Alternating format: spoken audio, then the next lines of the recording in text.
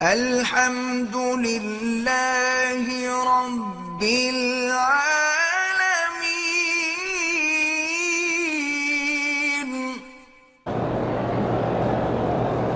میری بیوی 7-8 سال سے صرف 2 دن کے لیے میرے گھر آتی ہے، نوکری کو گھر بسانے پر ترجیح دیتی ہے، بار بار سمجھانے کے باوجود نہیں سمجھی، طلاق کا حق استعمال کرتے ہیں، گناہ گار نہیں گناہ گار نہیں ہوں گے۔ جب آپ کے حقوق کی ادا نہیں کرتی تو ایسی بیوی کو رکھنے کی کیا ضرورت ہے؟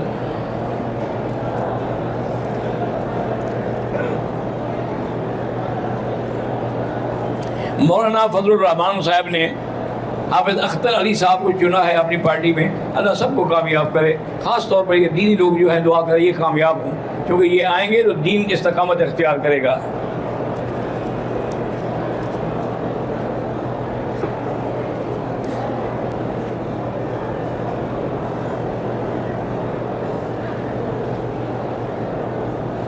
بے خبری کے عالم میں کبھی گھر سے باہر نہیں نکلا، کشمیر سے عمرہ کرنے آیا، طواف صفا مروا کیا اور حلق کے بجائے داڑھی کو کینچی سے کاٹا، ماشاءاللہ دم بھی پڑ گئی اور توبہ بھی کروں گا۔ یعنی یہاں تو صرف داڑھی کاٹنے آئے ہو۔ کہتے جی کہ مرد کو تو جنت میں عورتیں اور حوریں ملیں گی، جس عورت کی شادی نہیں ہوئی اس کو کیا ملے گا؟ جو چاہے گی وہ چاہے گی تو وہاں شادی ہو جائے گی۔ حضور کی شادی نہیں ہوگی بی بی آسیہ سے جنت میں؟ جمعہ کے لوگ دن انتخاب ٹھیک ہے، برکت کا دن ہے، ورنہ اصل مسئلہ اعمال کا ہے۔ اعمال اچھے ہوں گے تو قبر جنت ہوگی، اعمال بھیڑے ہوں گے تو قبر جہنم بن جائے گی۔ دیکھو نا، ابو جہل بھی جمعہ کے دن مر گیا تھا، 27 رمضان تھی، تو کیا وہ جنت میں جائے گا؟ جنگ بدر میں مارا گیا نا۔ بہرحال ایک ادارے سے میں نے 1 لاکھ قرض لیا ہے، انہوں نے کہا ہے کہ ہر مہینے میں 1500 جمع کرواؤ گے، یعنی 1,25,000 جمع کروانے پڑیں گے۔ صاف ظاہر ہے سود ہے، اور کیا ہے؟ یہ کوئی مسئلہ ہے جو تمہیں سمجھ نہیں آتا؟ جو قرض نفع کو کھینچے وہ سود ہے۔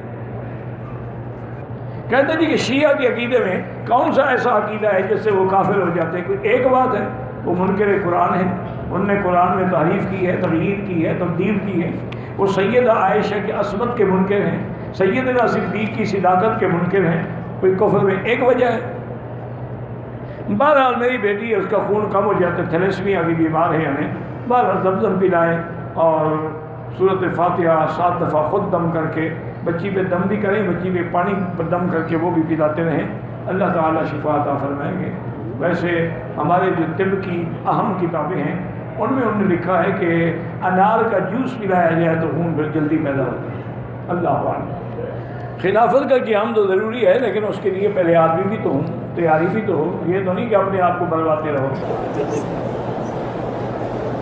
3 دن پہلے مدینہ منورہ سے رات 10:30 بجے مکہ پہنچے، سامان وغیرہ شفٹ کر کے رات 1 بجے عمرہ کیا، سر وغیرہ منڈوایا، اگلے دن دوبارہ عمرہ کیا، مگر سر نہیں منڈوایا، وہ دم پڑ گئی۔